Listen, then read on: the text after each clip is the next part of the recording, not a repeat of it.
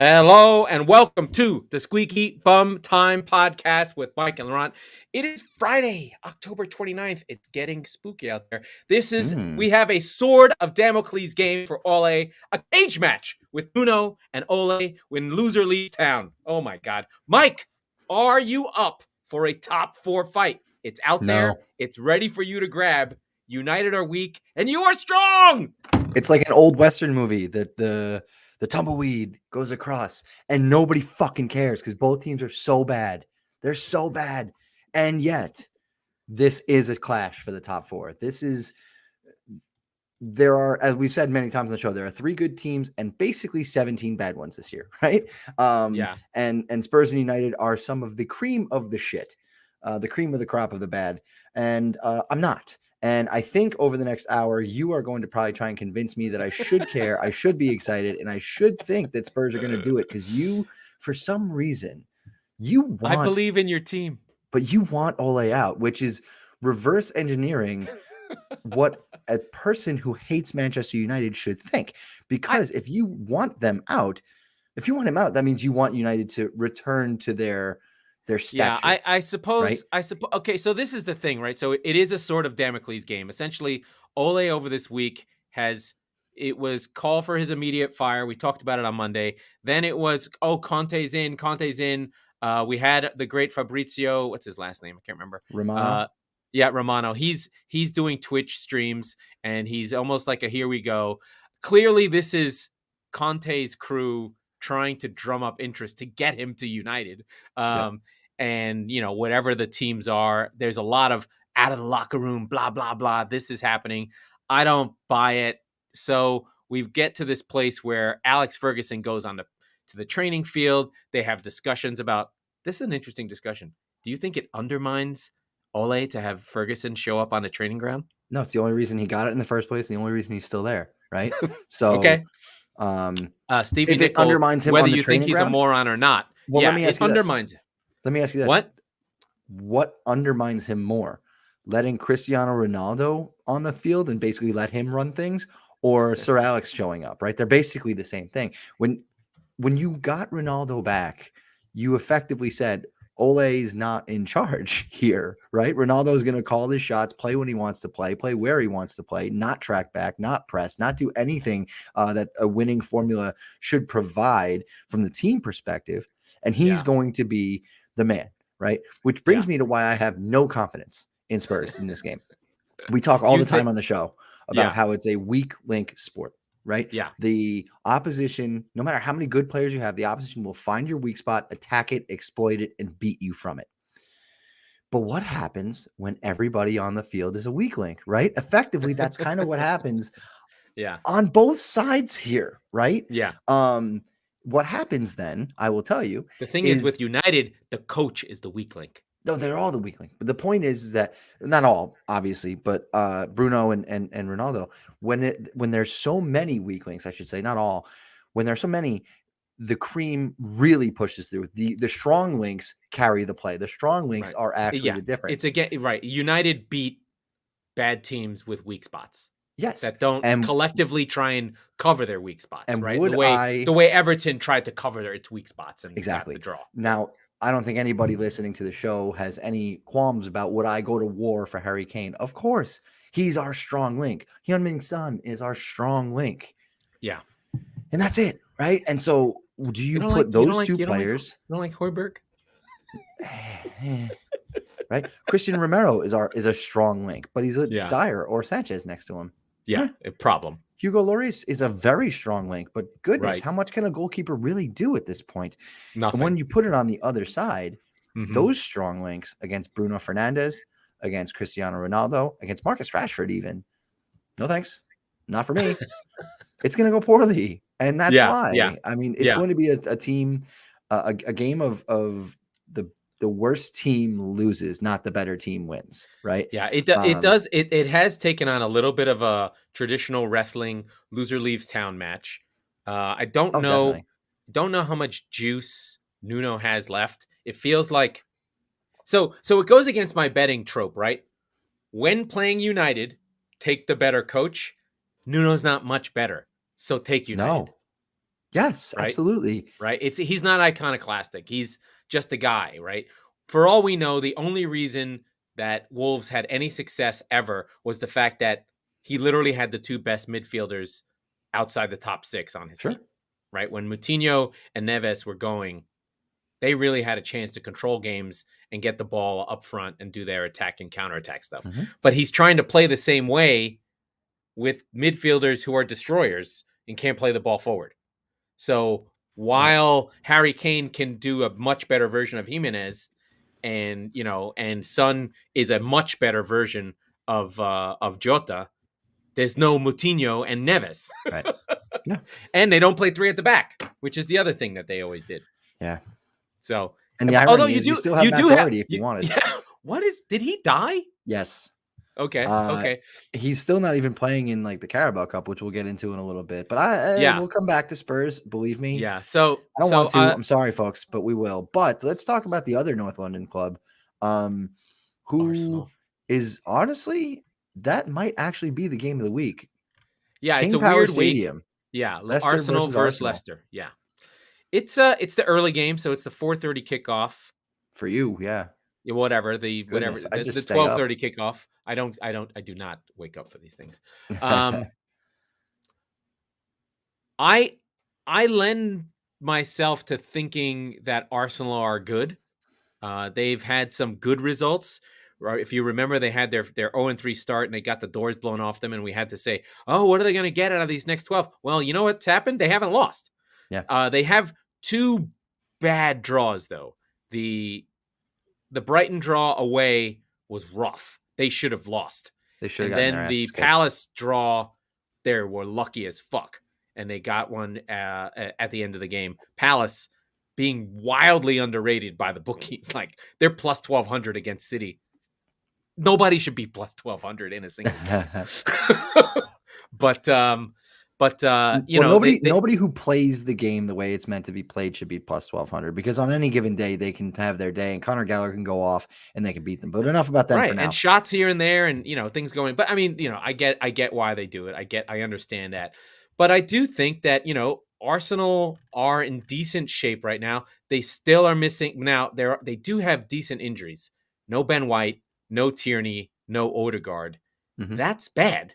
Yeah. Especially because this team didn't have depth. But what I did like what I saw was, and for lack of a better term, it's like they've got a whole crew of dudes I've never seen that are super athletic. Tavares, Lokanga, aka Sambi, Partey, Saka, Laka, and Aubameyang. They've got like a street team. Like they've got like a ghetto team. They've got like an African dance crew, like a hip hop crew. I'm like, you know what?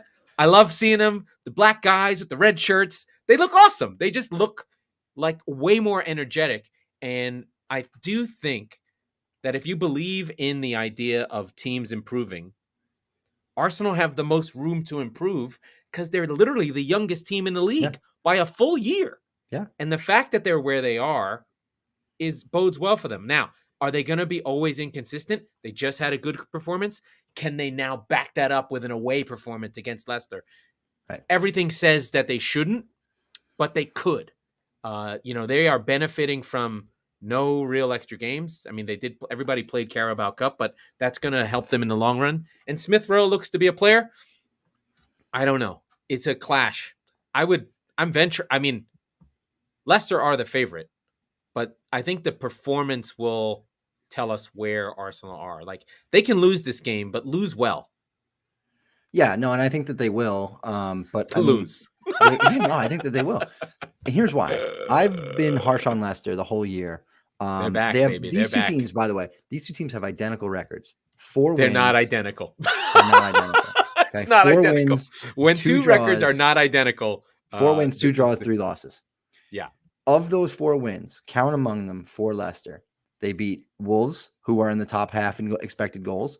Good team. They only lost to City 1-0, right? Tough game. Let's see. They smash United 4-2, which frankly isn't that all that impressive as you'd normally think. It is. It is impressive. No, it is. It is. It counts, man. They beat Brentford 2-1 last weekend on a tremendous... coming off like that was tough. Yeah. Yeah, They and got by it. the way, that was a game that they played after a Europa League game, and that's a game where Brentford is going to beat you up the whole game, and that you're going to drop points because you're tired from playing Spartak Moscow on Thursday. They took it. They took the 3 points, right? Um, Contrast that with Arsenal's games. Yeah. Not all that impressive. Their biggest No. wins. Let's see. Obviously, Spurs. They beat the shit out of us. Norwich, Burnley. They have a Mm, 5-0 against our City. They have a 2-0 against Chelsea. They lose mm. 2-0 against Brentford. We've talked until we were blue in the face about that one. And yeah, they beat Villa last week 3-1. That was a really, really bad Villa side. Not that they were bad. They played horribly. They were Right? really bad in that game. We talked about it a lot. We expected them at We plus, what both was it, bet plus on it. We 300. were Yeah, both like, please give me this game and right. shoot it into my veins. Yeah. So these are not the same thing. And I Leicester is almost. We talked about how they needed to get Iheanacho into the lineup. Now it's almost like you have to get Daka into the lineup too. And he may be in this game because Yeah. Vardy's a warrior. He's tough. He's 34. Vardy's becoming he's becoming the 60-minute sub, right? And he's Yeah. going to be lethal in that role. He's becoming almost that Giroud type where he comes off the bench. It's like, So good. fuck, here he comes. You know, And he doesn't need the ball, which makes him fantastic. He just runs the channels all day long, and then it's just one touch, boom, and he scores a goal. And you're like, you fucking goddamn rat boy. But I think, and the funny thing is that it's actually been at the expense of my pal Harvey Barnes. But Daka that dude's seems not playing. To be. I know he's gone. We sort of talked early on about how Madison was sort of it was an unhinging in the team. He didn't seem to make sense and fit very well. But actually, he's figured that out. He's doing better now. Yeah, and I think Rodgers, to his credit, just kept playing him. He just was like, this is a guy I trust. You need him. But I just always feel better with 9.5 Iheanacho in the team. He just knits things together so much better. They play better. When they went on their run at the end of last season, he helped them stick it out. I just like Iheanacho. And then let's just get Daka in there because, that dude is fun. He's got goals in him. Hey, you called him out before the season. He was one of your guys to watch. And now he's one of my guys to watch because I have him in fantasy. So I'm pretty psyched about it. Listen, West Ham has Ben Rama and Bowen living the dream. Yeah. And they have eliminated the city of Manchester from the Carabao Cup. Yes, they have. That's a good segue. So let's talk about City, who have dethroned the 4-time champions. I know, 4-time champions. We lost on penalties. They lost on penalties. What I would say is the most telling thing about this week with West Ham, who, by the way, currently sit in a Champions League position, despite the fact that they also have had to go on the road and play in Europa League matches. Very impressive. Undefeated in Europe. Yep. Very impressive start for them. Mm-hmm. They are now getting the Manchester City treatment. Now they're not getting a chic, but they are getting they beat a very Man rich City. man. They beat Man City and they took their own game out from under them. Daniel Kretinsky is reportedly going to be buying a controlling stake, I believe is the term, of West Ham with the intentions of buying them outright. Yeah, the porn owners of Sullivan and Gold, literally that's how they made their money. Are going to sell West Ham from dildos to billions. From billions to dildos? I don't know. I'm working. I have to workshop that out. There was something with dildos and billions, and I didn't quite know where to go with there. But, something's there with the checks. The irony of it is I don't know which team it is, but the best players on West Ham are from the Czech league, and I think he owns the team. So maybe there was the deals in buying those players between Soufal and between Souček and Koufal, and then there's another one who doesn't play who's got poofy hair, who's from that team. Because remember, they played in the Europa League and they cheered Souček. They cheered each other. Yeah, right. There was a big. They did social media kind of stuff. So there's a Czech connection. Say that 3 times fast. That connected it, and I think the Gold and Sullivan, they never had enough money to really own a Premier League team. They got gifted that stadium uh, which fans didn't love, but it makes the franchise value of that club way, way higher. Like, I Sure. don't think people know this about the Premier League teams, but they are like, it's a league full of Wrigley Fields. They're all in neighborhoods. Hmm. Very rarely are they out of town. And while West Ham had the Boleyn ground, which was just a dump in the middle of a neighborhood, It was their and dump. now they have this ridiculous stadium that is too big for their britches, but they got a hold of it.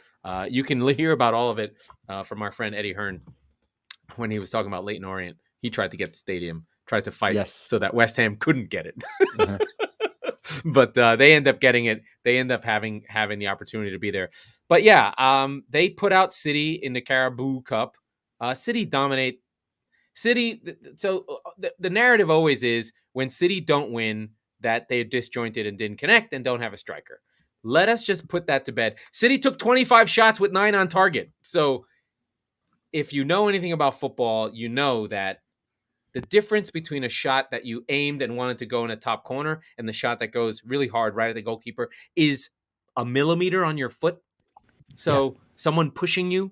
So City lose on penalties. Poor Phil Foden misses one after he comes on late to try and bring the game together. Oh, my But buddy good Phil. on West Ham. I think City and West Ham have a weird positive relationship with each other. The fans have love for each other. It's a weird, the sister club kind of thing where West Ham fans are always like, good for City. Because I think when we were both in the mire of shitholes land, we were kind of like each other's like drinking buddy when we sucked and we'd like might go down every couple seasons. It might have You a guys had good like season here. walkie-talkies down Yeah, in we were London and like the dudes Manchester.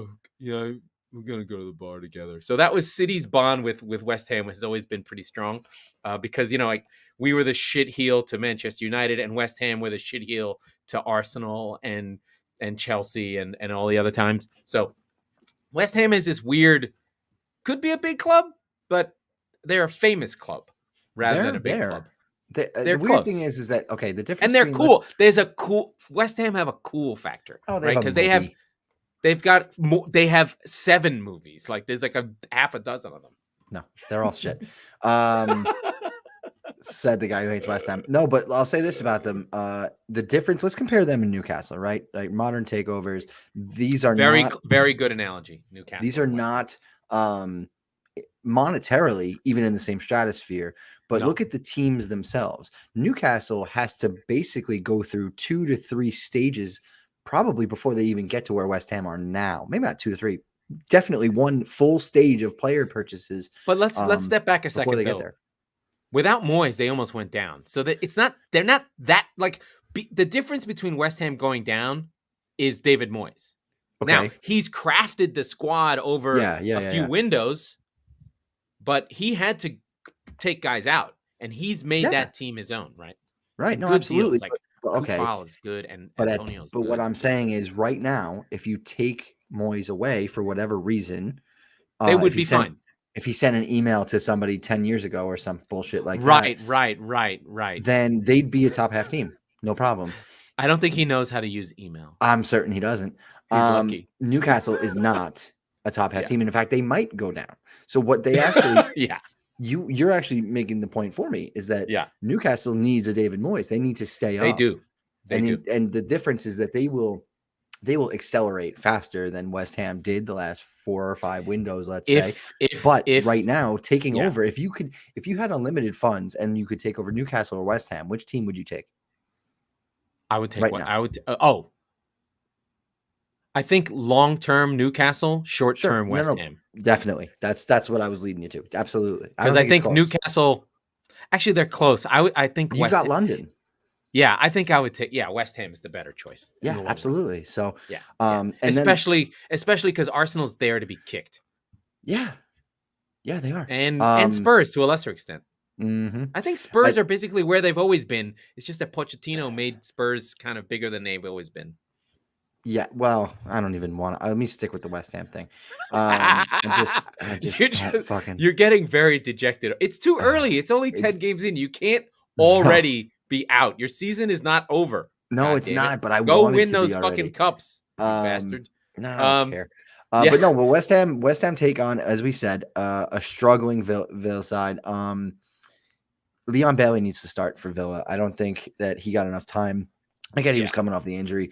But I'm leery of their ability to really show their quality. And the biggest miss for me this season has been Emi Buendia, who's been sort of a ghost. I mean, he was he's not okay later in the game. I mean, stop. He was good later in the game against Arsenal, but it's like, where you been, dude? The season's a quarter over, right? I think that he's not going to play. That's possible. They're not going to go to that 3 anymore. They're going to go Watkins, Ings, Bailey with McGinn and Louise, and then the kid Ramsey. It's over. And Traore's back as well. Yeah. So. But it's a little bit funky. It's a little bit out there. I do want to give a little shout to my historic champion as I swing it, Bugs. City, 4-time Carabao Cup champions. We are now no longer Carabao Cup champions. We have very little narrative going on with City aside from, hey, you guys need a striker. Our latest narrative is Kevin De Bruyne good anymore? That's actually a story. As if players don't dip in form sometimes. He may have really fucked up his ankle badly in the Euros. Apparently he did play and go, I can't believe I played. My legs fucked up. And I said this, and I don't know if I recorded it, or I thought it, or it was in the ether bubble. It was in the bubble. I thought this, yes. City bought Grealish to replace De Bruyne because I think they knew that he took in a few kicks too many. And moving Grealish into the middle, he's not the passer De Bruyne is, but he could be the creator De Bruyne is. And it always mean things have to move around. But I think that's where it was. And that's why they bought him early. It was a little bit of a future thinking like, hey, KDB's not going to be here a while. Striker is important, but did he sign a new contract? KDB, I don't know. They just pay people. I have no idea. They just pay people. My team. The reason why I say that is that because I don't think, not that money is of any object to City, but is he there contractually for 5 years? And if he is he getting those checks like Ozil, or is there 18 months on his contract and he's like, fuck it, I'm going to go back to Belgium or some shit? I don't expect. He feels like a guy who'll stick around. Okay. He's at the club till 2025. He just signed a 2-year extension in May. So he's on an extended. I mean, he's got 2 more years. So they've held him up. Yeah, I remember they've been signing everybody. The one who's not signed is Sterling, who they're definitely. So that's funny. You can go now. That was probably right before the Euro or during maybe. Interesting. Yeah. So who wins? Who wins? Let's go with this. Who wins the EFL Cup? Here's who's left: Chelsea, Arsenal, Brentford, Sunderland, West Ham, Leicester, Liverpool, Spurs. Those are the teams in the hat. There has not, to my knowledge, been the draw yet because I can't find the matches anywhere, the fixtures. Of those teams, you know who I'm picking. West Ham all the way. Do you have West Ham? No. It completely depends on the draw. I know. It's like picking Final Four teams before you see the bracket. Yeah. I mean, when you're getting down to this group, when it's when in the pot is still Liverpool, Chelsea, you have to go with one of those two. I feel like I disagree, but I'll go ahead. But just hold on. The team I would think would pull it out is Chelsea because they have more depth and I think they have more ways to win games in these kind of situations. Whereas Liverpool will tank this thing because they do that. That's just been their historical way. Mm-hmm. I know your other love boy will be Brentford. Yes, you'll throw them into the mix. Yes, I certainly will. But they're all going to be dying to get Sunderland, and just so whoever is in the next round, of course, that's a quarterfinals. Whoever gets that's a bye to the semis. Yeah. Except basically. For Spurs, they'll fuck that up. But I mean, I think it's a really good group of teams. Between Leicester and West Ham are strong. Liverpool come in here weak, they'll get beat. Chelsea can't create anything anymore. Arsenal, by the time that final comes, another couple months, maybe Smith Rowe's taking another step forward. I mean, the thing that's exciting, and I kind of go, you know how I vacillate on Arsenal. I'm like, oh my God, should they fire Arteta? To, hey, maybe they're going to be a top six, like I said, is the youth part, which I kind of didn't really put together. And now I'm just like, oh, succession. Is Roman going to be the head of the company? Is it going to be Arteta? So, okay, there are a couple of elements to the Carabao Cup that we need to keep in mind, right?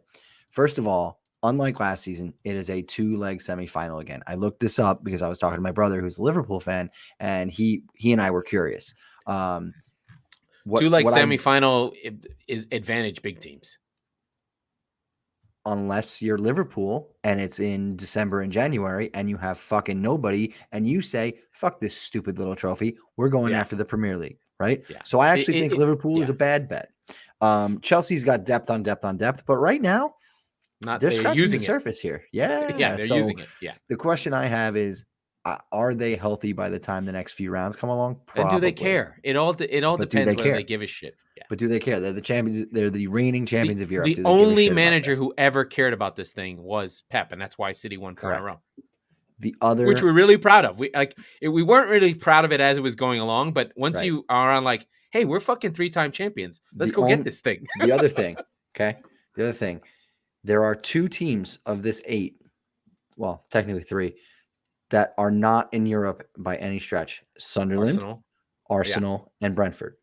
Yeah. Arsenal and Brentford, I think, when I look at this, are the 2 best bets if you were to take, because they'll go for it. They'll go for it. There's no reason for Arsenal to rotate. Like, go get this thing. It's here. Go.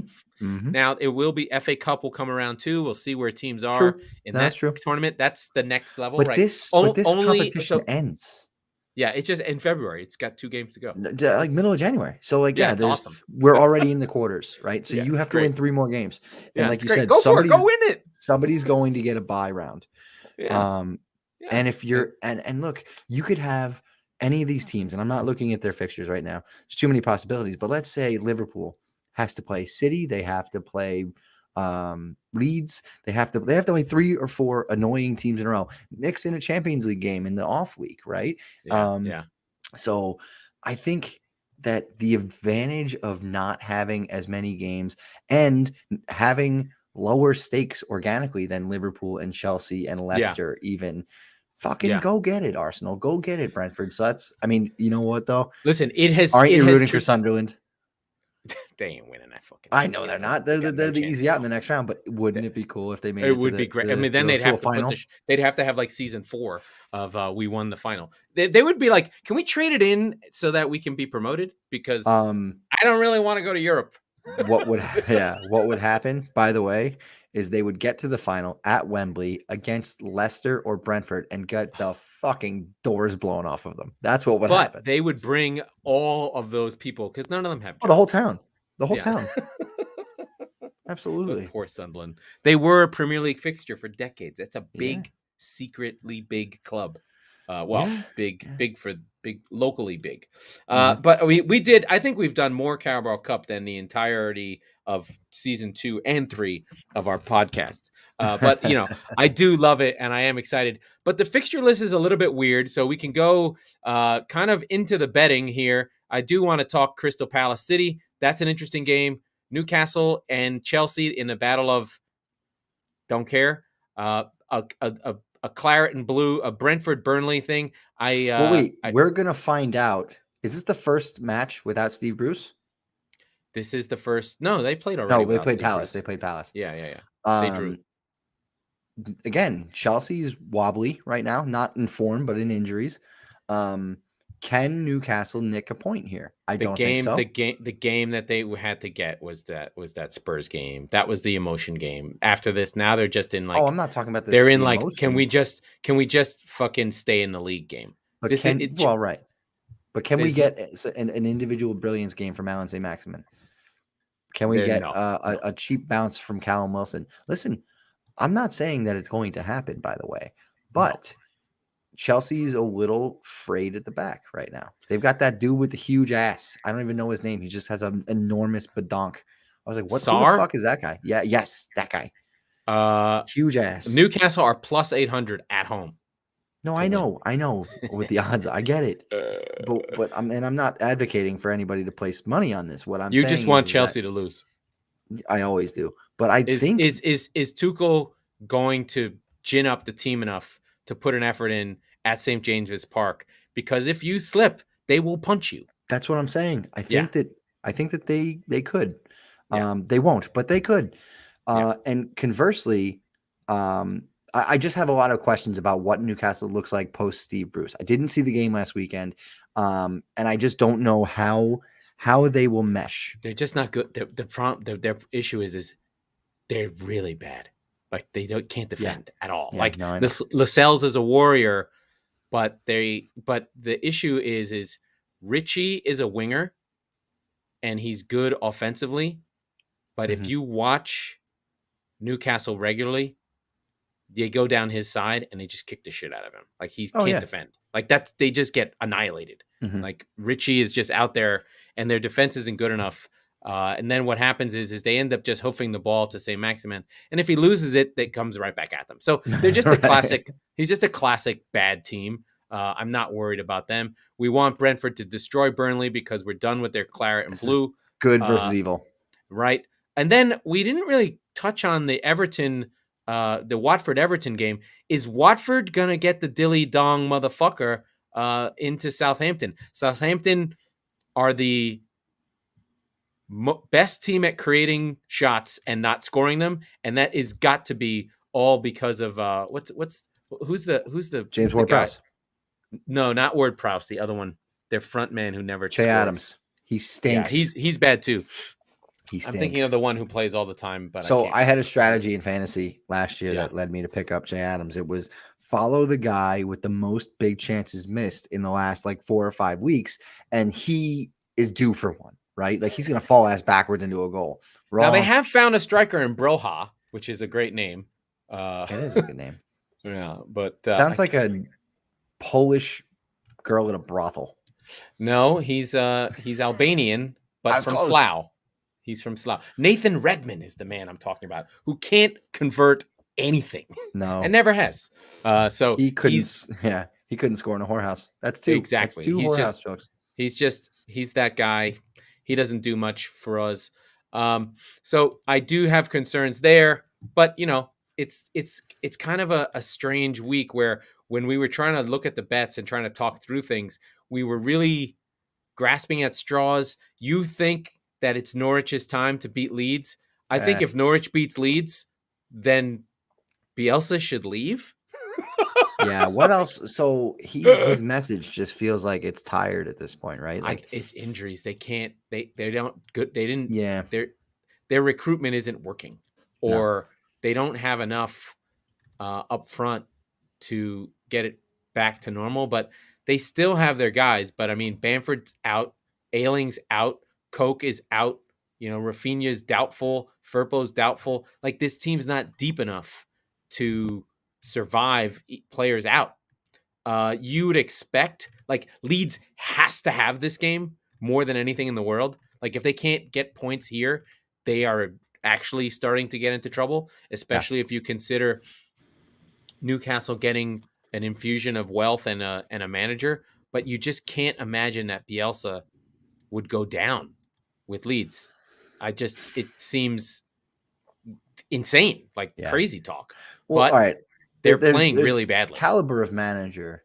I mean, you would have like a Big Sam come in and do the complete opposite, right? But like just to stay up. But yeah, they would riot if they. I've said this before on the show, I'm sure, but like rule number 1 about firing your manager, firing your coach, have someone ready. Is he the person you have ready? Is he ready? Is he better than the manager you currently have now? What is going to change? What is going to be better about your team? They don't have anyone. The big clubs can go after a Conte, right? Or can go after whoever from the elsewheres of Europe gets fired, Pochettino.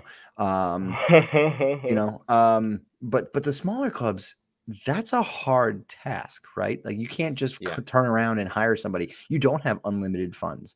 You certainly can't pull somebody that is desirable, like Thomas Frank, out of their situation in January. So when there's when there's so much manager turnover at the bottom of the table, I understand why. It's trying to keep your head above water, but I find that oftentimes it's doing more harm than good.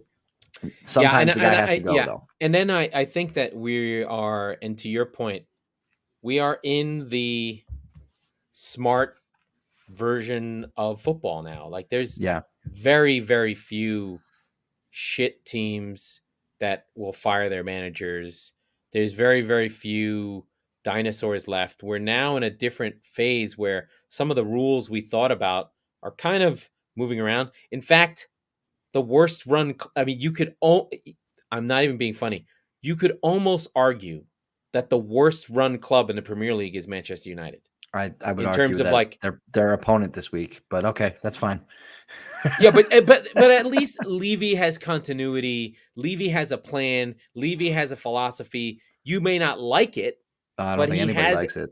right. But he runs the club. He represents the club. He loves the club. He wants them to win. He just makes mistakes, right? But like with United, I don't think that you have that. You know, maybe Everton is the worst run. I don't. You know what I mean? In terms of like who's gonna fire people, who's gonna do weird things. I Right. could be totally wrong. I might be overstretching here, but of the top half teams, definitely United is the weakest of the group. I would argue Spurs are by far, because 2 years ago, like not even close. I think United's close. I think we're seeing this matchup. I told you we'd come back to them. Is a matchup of the two most poorly run teams in the relevance, shall we say, of the Premier League, of the teams that matter. If the people who become part of the story. Yeah, I think that fine, whatever order you want. I think it's Spurs, and I have a lot of reasons, but we don't have enough time for that. They got a new stadium. They got killed because of COVID. Fucked it up. No, they didn't. They didn't buy a fucking player for 18 months. And then they acted like, turn around like Pochettino was the fucking problem, and he was the only good goddamn thing they had going for him in fucking 10 years. Anyway, sorry, Mike. Stop. Wait. What are you gonna do when he has that Red Devil blazer on? Oh, I'm gonna kill myself. No, that would hurt. That would make me really sad. And I don't even hate United, but it would just make me sad.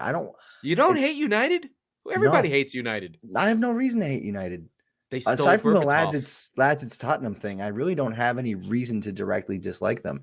And Berbatov, yeah, like, well, I wasn't around then. It was just before my time, right? As a Spurs supporter. Lads at Spurs, that's enough to hate them. Yeah, but ever since he's left, it's become a joke because we've done pretty well against them. Put up a touchdown on him at Old Trafford last year. I know. That was the first Ole out. Let's cover your bets. I think we've exhausted. Well, first of all, you're taking a week off, aren't you? I am damaged. I am hurting. I am sad. You helped build taking a break in Nevada, and I just can't. I can't find a game. I'm looking at things like, I knew I was in trouble when I looked at the lines, and I was like, Brighton plus 1,000 versus Liverpool. Yeah, that feels good. I'll do that. And then I knew, I was like, okay, this is bad. I can't do this game. So I wanted all the crazies. Although that plus 1,800 Palace versus City is looking. I gotta put $5 on it. That's it. I'm back in. I'm putting a fucking the crazy special. I'm putting 10 shinolas on Crystal Palace plus 1,800. That's $10 to win 180. To go to the Etihad and win. Get a result and ruin my team season. Yes. To win $180. Andros Townsend from the parking lot is going to score, and they're going to win 1-0. It's going to be Gallagher. He's going to draw a penalty on Emerick Laporte, and KDB is going to miss a penalty. Okay. I will start there. That's my only bet, because it's too big not to take it. I will start there. I looked at City because I looked at this game and I said, well, Palace is a team that is not going to play afraid of you. They're going to play the game, right? And we saw them play, like, I watched them very closely against Spurs. They are going to try and impose their will on the opposition. The problem is that Man City absolutely shit kicks teams like that, right? So I saw, and they don't have good enough defense, and it's an obnoxious line for a football match. It is -2. -120. So that means City have to win by 3, and you win $80 on 100, roughly. No thanks. But because basically if Palace scores 1, which is entirely possible, if not likely, then that bet is really in trouble, right? You need a 4-1 result. City don't give up So shit, especially I against thought a team about like this. this, and I don't have a number on it because my book is down at the moment, but Bovada didn't have team Oh, total what for are the game City. you're looking for? No, it was Man City Palace, but it was Manchester City team total. 2.5. Now, if the spread is 2.5 is probably even money, probably maybe a little bit plus money. I would take that because especially if they get an early goal, they're going to be off to the races. So that's the one that I like. I'm going the totally opposite way of you. I'm going City shit kicking. I'm going 3-1 City or something like that, or even 3-0. Exact total goals. No. For the Manchester City game team or total. Manchester City has to score more than 2.5 team total. That's what it's called. So that's mine. see it. And I don't, like I said, I don't have a line on it, but I would imagine based on the spread, it's going to be roughly even, if maybe short plus money. The second one we talked a lot about already. The early game, Leicester is they're at home against Arsenal. Arsenal don't travel on the road well based on their results.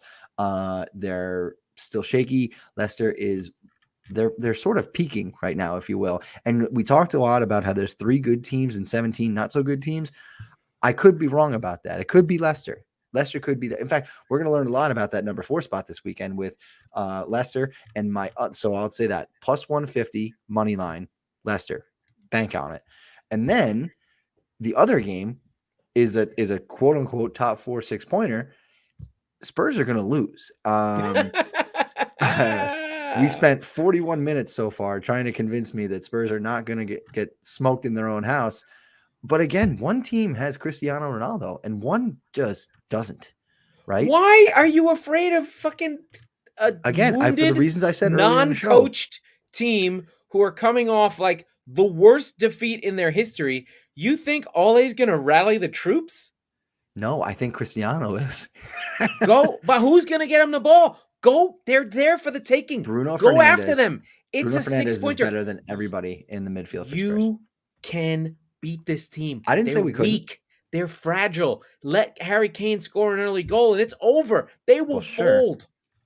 Listen, I've seen Harry be a little bit better than he is now. Take it from me, your resident Spurs supporter. Cristiano Ronaldo to score and Manchester United to win is plus 270. Those are pretty good odds. I like that a lot. So I'm not going to, I'll be very clear. I'm not going to bet on that one because I just can't bring myself to actually bet against my own team ever. But I'm going to be so fucking mad when that one hits. Oh goodness.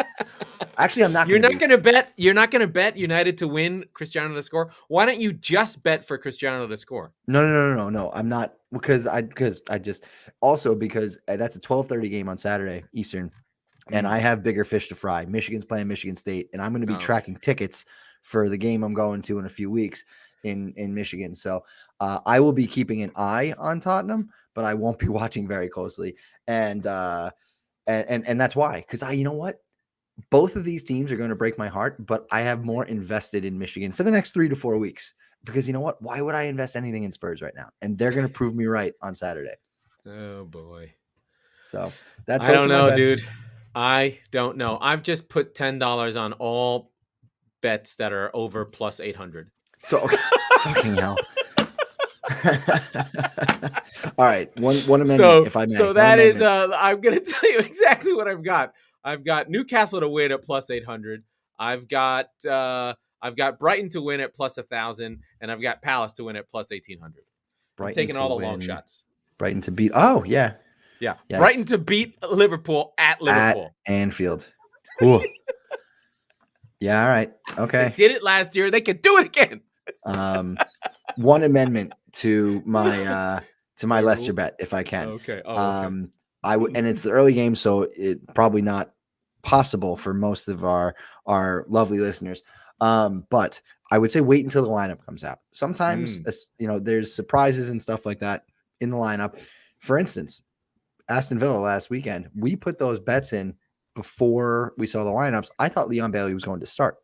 I did not. I didn't even think of that. So that's one thing. You just put a bet in right now. So, but that is one thing I would say is that if you have the availability, if you're awake and fucking around and hanging out, look at the lineups before you lock it in. Yeah. Because that could be a game changer. Now, obviously, that's going to change the lines too. If Iheanacho's missing, or that, he's not going to be a huge change. If Kane is missing on Saturday for Spurs, right, that's going to change everything dramatically. But it's something I learned the hard way in my first trip to London. I put a $5 on Delhi to score and Spurs to beat actually Brighton, I believe. Hey, I have a side note. Is he done? Oh with yeah, Spurs. Well, yeah, because he's all right. He has to go to a club where he can play in an attacking role. Nuno tried to put him in this box to box No, he doesn't mentality. He doesn't do that. He gets into the box. He's almost the second striker. He plays off of Kane. He's the guy who picks up all the loose change. I think he just doesn't and fires it. I just think Mourinho broke his ass. Yeah. And now with the long hair, he looks like he's on the weed. That's entirely possible, and happy for him. But no, it's fine for everyone else. But if you're a professional player, where you can't be on the weed. Newcastle. You know where he's going to go? Newcastle. And he's going to do great.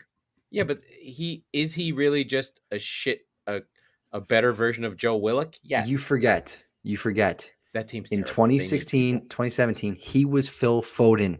I know he was that good. I know he scored 18 league goals, and he thought he'd that kick on. good. Okay, I know, and it's gone. And it's dormant. I will never give up on Dele Alli. I will always love him. And you can sell your stock in Said Berahino too.